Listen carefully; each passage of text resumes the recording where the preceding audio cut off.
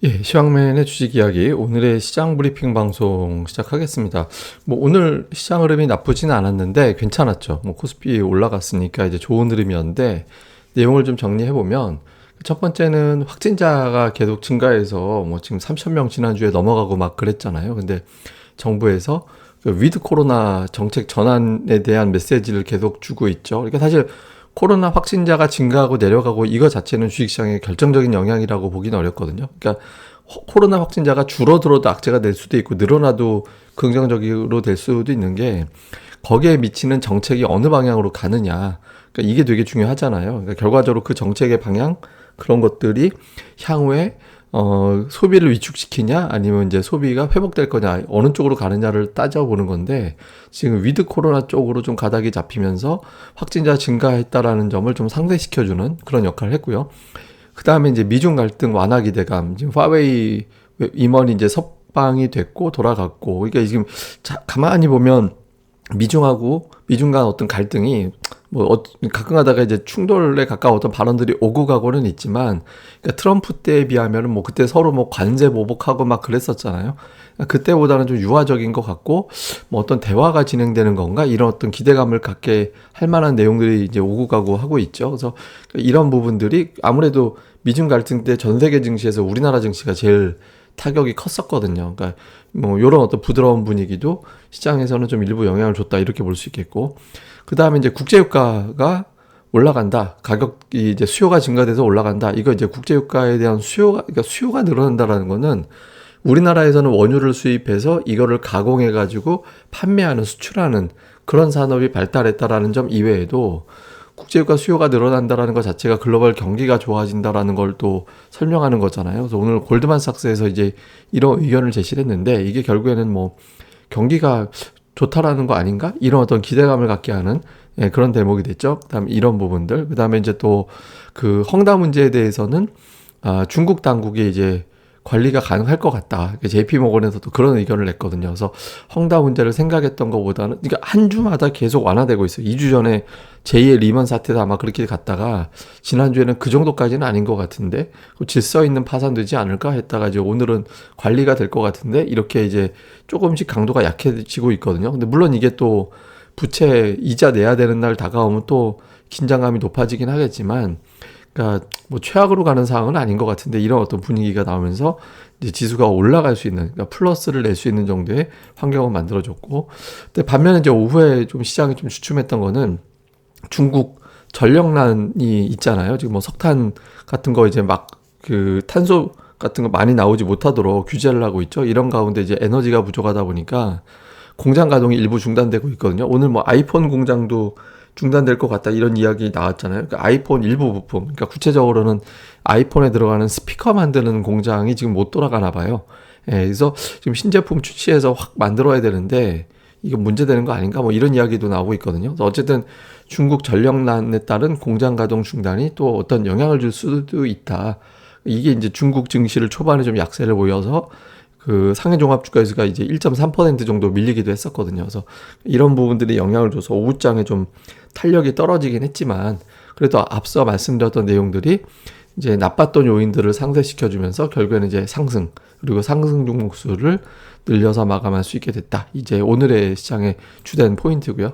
그 다음에 이제 차트로 보면 5일선 돌파했다 밀렸다가 또 밀렸다가 돌파했다가 이게 계속 최근 들어서 보면 5일선에서 계속 돌파했다 밀렸다가 반복되고 있어요. 이제 지금 그러면서 여기서 가만히 보면 박스권이거든요. 사실은 최근에 4일 동안 보면 거의 박스권에서 뱅뱅 돌고 있죠. 그래서 좀 갇혀있는 움직임이긴 한데 지금 요 구간에서 그러니까 3,070 요 정도 구간을 좀 하단으로 두고 상단 같은 경우는 이제 3,150 정도를 상단으로 두고 이제 갇혀있는 그런 상태거든요. 근데 이게 아마 계속 이어지진 않을 겁니다. 그러니까 위든 아래도 아마 곧 저는 한쪽으로 방향을 확 잡아서 나갈 거라고 보는데 일단 헝다 문제는 오늘 이제 에버그란데 주가가 한 거의 7% 가까이 이거 이제 마감 때까지는 저는 아직 못 보고 방송하는 겁니다만은 어떻게 될지는 더 봐야겠습니다만은 어쨌든 이제 우리 증시는 악재성 재료보다는 악재성 재료 좀 둔해지고 뭔가 호재가 나오기를 기다리는 거죠. 지금 호재가 없으니까 올라가지도 못하는 거잖아요. 그래서 지금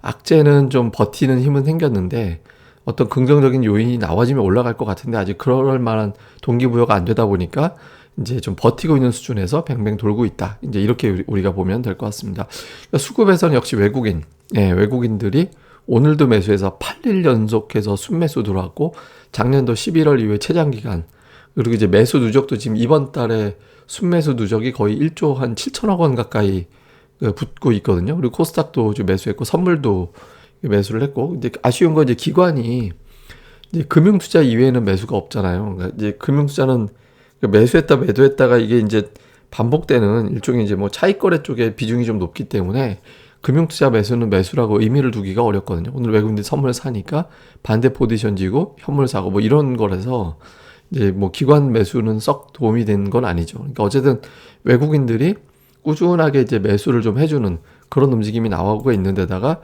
이제 대형주만 집중 매수한 게 아니라 중소형주도 오늘 안 팔았거든요. 그러니까 운송 장비, 의약품, 서비스 제외하고는 대부분 또 매수하는 종목이 더 많았잖아요. 업종이. 이렇게 이제 들어오다 보니까 또 기관도 순매수 종목군이 더 많았거든요. 업종으로 보면 의약품, 운수장비, 철강 이런 걸 팔긴 했지만 순매수한 종목들이 더 많았잖아요. 업종이. 그러니까 오늘 이런 어떤 수급이 되다 보니까 이제 지수에 비해서 상승 종목 수가 제법 많은 그런 흐름을 보였던 것 같습니다. 특히 이제 외국인들이 전기전자를 계속 매수하고 있는 게 이게 이제 지수를 좀 위로 올라가는 쪽으로 가닥을 잡은 건지 그냥 일시적인 건지 좀 봐야 될 것 같은데 이번 주하고 저는 다음 주면은 가닥이 잡힐 거라고 생각을 하거든요. 요 흐름이 좀 계속 이어지면 시장에는 좀 긍정적인 요소가 될 것이다. 이렇게 볼 수 있을 것 같습니다.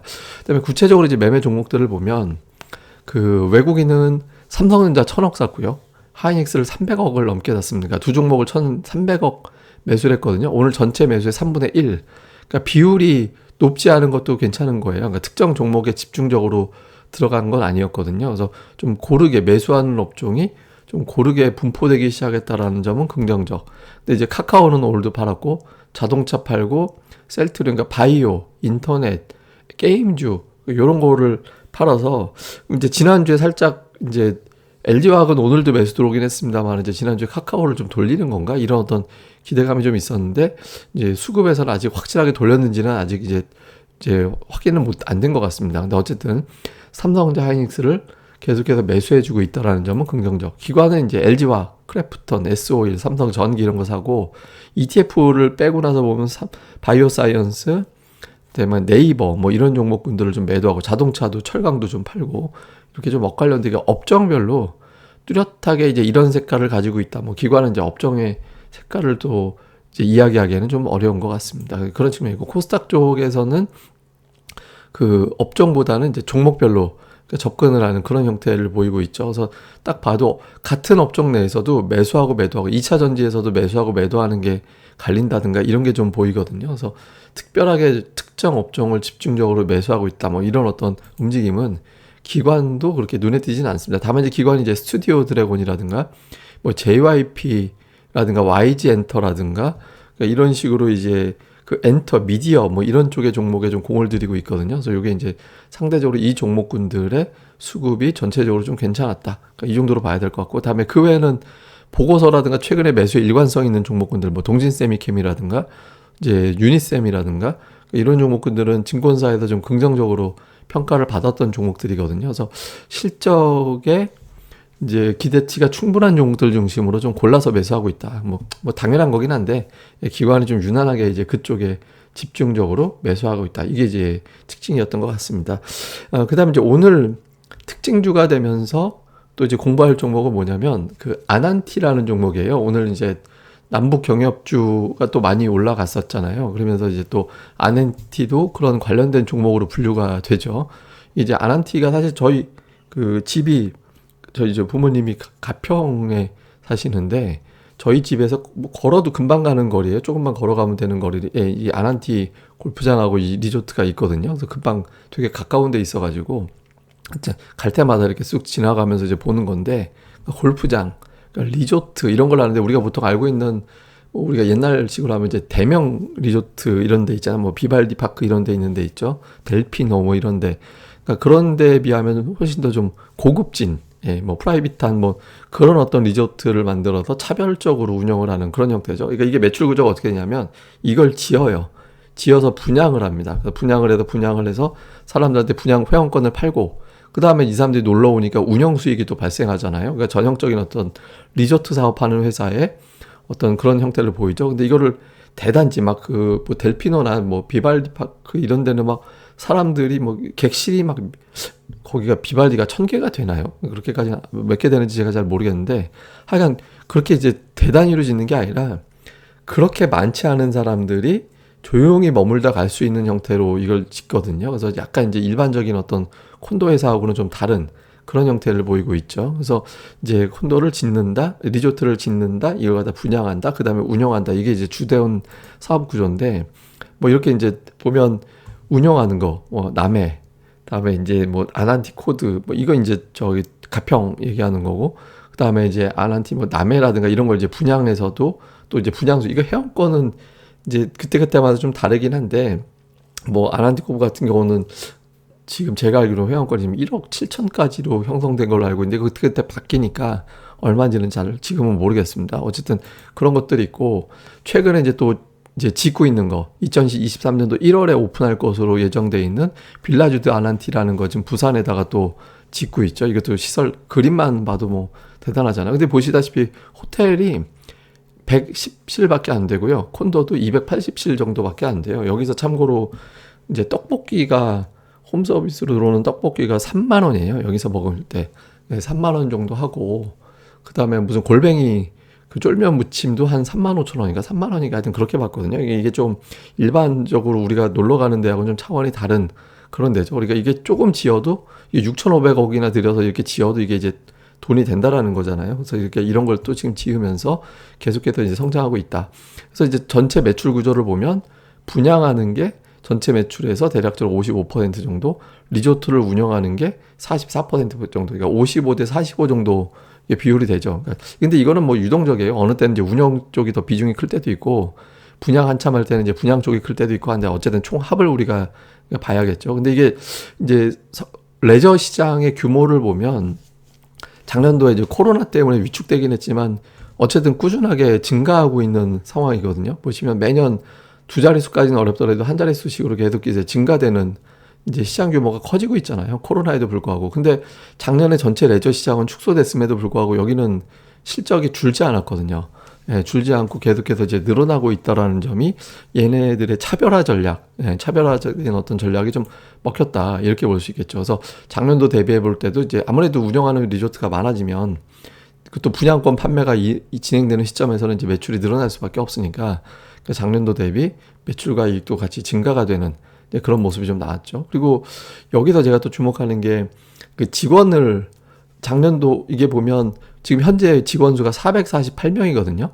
예, 448명인데 코로나 직전, 그러니까 2019년 말 기준의 직원 수가 272명이었거든요. 그래서 이게 코로나에도 불구하고 이게 사실 대단지 콘도 같은 데야 뭐 사람들이 놀러 가지 않을 수도 있지만 이런 데는 오히려 더 조용하고 사람 수가 적으니까 이런 데는 또 오히려 더 놀러 가게 되는 그런 구조잖아요. 그래서 상대적으로 코로나 국면에서는 좀 차별적으로 뭐 괜찮은 실적을 보였다. 이제 이렇게 우리가 볼 수 있을 것 같습니다. 근데 이게 이제 경협주로 분류가 되는 이유가 있는데 사업의 개요. 근데 이 중에서 제가 글씨 그 부분을 제가 크게 뽑아가지고 보여드리면 여기 이 문구가 있죠. 예, 금강산에 골프와 리조트를 승인을 해서 이제 건설을 완료했다. 그런데 이게 이제 영업 활동이 중단이 됐는데 금강산 관광이 재개될 때는 아난티엔 골프 앤 리조트 영업 활동을 재개할 거다. 그래서 이제 거기에 금강산에 골프장과 이제 온천 리조트를 보유하고 있기 때문에 이제 경협주로 분류가 되는 거죠. 그래서 향후에 실제로 이제 금강산 관광이 이제 된다라면 이제 그 리조트가 다시 놀고 있는 거. 이거 계속 잠재적으로는 이 회사에서는 만들어 놓고 손실일 텐데 돌아가게 되면 이게 얼마나 돈이 될지 모르겠습니다만 이제 플러스 알파가 된다. 그게 이제 경협주 이슈가 되는 거고. 다음에 또 하나는 여기가 이제 짐 로저스 효과가 있잖아요. 짐 로저스가 사회이사로 들어가 있죠. 여기 사회이사 이분이 10월이면 다음 달에 생일이네요. 예, 근데 어쨌든 돼 있는데 짐 로저스 임기가 올해 12월 27일까지거든요. 12월 27일까지라서 이게 이제 어떻게 될지 이때 이후에 이 사람이 어떻게 뭐 사회 이게 임기로 끝나는지 뭐 다시 어떻게 되는지는 잘 모르겠습니다만은 올해 연말 이후에 이 효과가 계속 될 것이냐 요거는 또 이제 봐야겠죠. 그래서 짐 로저스 관련해서 한동안 이 효과로 주가가 올라간 적이 있었잖아요. 근데 참고로 이제 올 연말이 임기가 만료가 된다. 제가 또 궁금해서 이 사람 월급 얼마나 받나 궁금해갖고 좀 알아봤거든요. 근데 알아보니까 7천만 원 정도 지급받았더라고요. 1년에. 예, 1년에 이제 그 두 사람이 사회 이사인데 이제 이 사람이 7천만 원 정도 지급을 받아서 뭐 이 사람이 뭐 7천만 원이야 뭐 돈이겠습니까? 근데 어쨌든 돈을 받았더라. 예, 그 정도만 제가 또 공부를 했습니다. 그래서 이 회사의 이제 관건은 향후의 관건은 이제 리조트 2023년도에 짓는 거 이제 그게 과연 얼마나 돈을 6,500억이나 투자하는 거기 때문에 이제 그게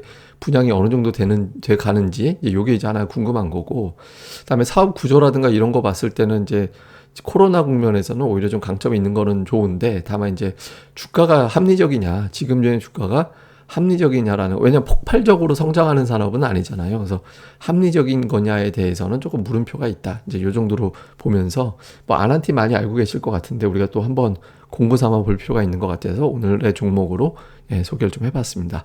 다시 이제 증시로 넘어와서 이제 이후의 증시의 관전 포인트를 설명을 드리면 잠재적인 호재들, 남북 관계, 그다음에 미중 관계 이런 어떤 갈등 관계들이 좀 부드러워질 수 있다. 특히 무엇보다 위드 코로나 여부가 제일 중요하거든요. 오늘 질병청에서 또 백신 접종 일정을 또 이야기를 했던데 이 위드 코로나 상황이 어떻게 되느냐. 이게 이제 되게 중요할 거고 이게 이제 매수의 동기가 된다라면 이 중에서는 위드 코로나하고 이제 요 이슈가 좀 제일 중요한 변수라고 생각하거든요. 그러니까 요게 이제 진행이 되면 이제 좀 코로나 국면에서 벗어나기 시작한다 이렇게 해석이 될 수 있고 이게 이제 안 되고 더 확진자 추이가 5천 명, 10,000명 이런 형태로 가버리면 또 주식시장에 한번 주저앉을 수 있기 때문에 이제 요 흐름이 되게 중요할 것 같고요. 그래서 이번 주 특히 저는 수요일, 목요일 나오는 수치를 주목해야 될 것 같고 그 다음에 이제 수급이 지금 일관되게 계속 좋잖아요. 근데 신흥시장 쪽에 자금이 계속 들어오고 있거든요. 그래서 요 개선이 다음 주 저는 이제 그래서 다음 주도 중요하다라고 보는 게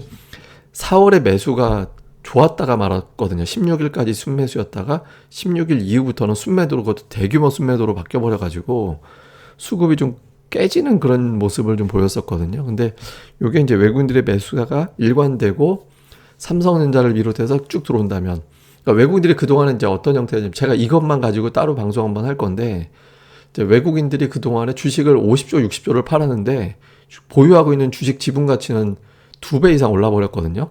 그러니까 2배 이상 올라버렸잖아요. 지분율이 그러니까 주식이 작년도 코로나 이후에 올라버렸으니까 코로나 이후에 50조를 넘게 팔았는데도 보유하고 있는 주식의 지분 가치는 훨씬 더 커져 있는 그런 상태거든요. 근데 그걸 그동안에 개인 투자자들, 국내 투자자들이 그렇게 만들어준 거잖아요.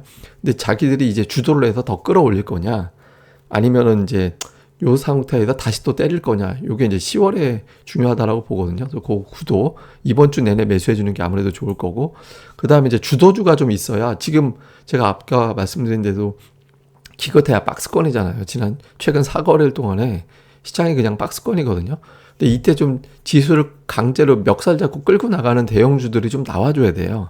어중간하게 순환매가 아니라 한두 개 정도 뭐 삼성전자가 그런 역할을 해줘도 좋고 어떤 종목이 멱살 잡고 끌고 나가는 그런 어떤 시도들이 나와주는 게 되게 중요하거든요. 그래서 그런 대형주가 나와주느냐 요거 이제 좀 이번 주에 좀 봐야 될 것 같고 그다음에 무엇보다 제가 이제 그동안에는 ADR 관련해서 좀 부정적인 언급을 많이 드렸는데 제가 지난 주말부터는 조금 긍정적인 메시지를 조금씩은 드리려고 하죠. 사실 긍정적이라고 표현하는 건 아닌 것 같고 그 전보다는 좀 나아졌다 이런 말씀을 좀 드리고 있잖아요. 근데 오늘 상승 종목 수가 좀 실제로 늘어났죠. 그러니까 이후에는 하락 종목 수가 많았다가도 그리고 또 반등하는 그런 시도들이 이전보다는 조금 자주 나올 가능성이 있거든요. 그러니까 어떤 우리가 알지 못한 악재가 나오지 않는다면 이게 절대적인 수치가 아니기 때문에 또 봐야 되는 거긴 한데 그러니까 반등 시도가 이전보다는 조금 자주 나올 가능성이 있습니다. 이 반등은 지수 반등을 얘기하는 게 아니라 상승 종목 수가 지난주보다는 조금 늘어나는 걸 말씀드리는 건데 그래서 조금 이런 흐름 속에서는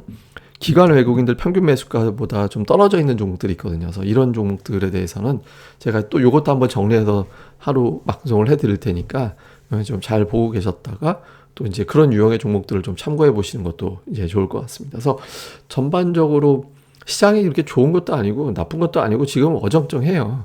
예, 그러니까 어정쩡해서 뭐 이렇게 기대할 것도 그냥 그렇고 뭐 그렇다고 겁먹을 것도 아니고 좀 어정쩡하게 움직이고 있는데 지금은 그렇다고 뭐 단정적으로 올라간다 내려간다 이렇게 단정할 수도 없는 상황이거든요. 근데 종목들별로는 그게 이제 일시적이 됐든 추세가 됐든 조금 반등 시도할 수 있는 종목들이 나올 수 있는 타이밍이 가까워지는 것 같으니까 종목들의 수급 동향과 실적 대비 좀 싸다 싶은 것들 이런 것도 좀 잘 관찰해 보시면 예, 도움이 될 것 같습니다.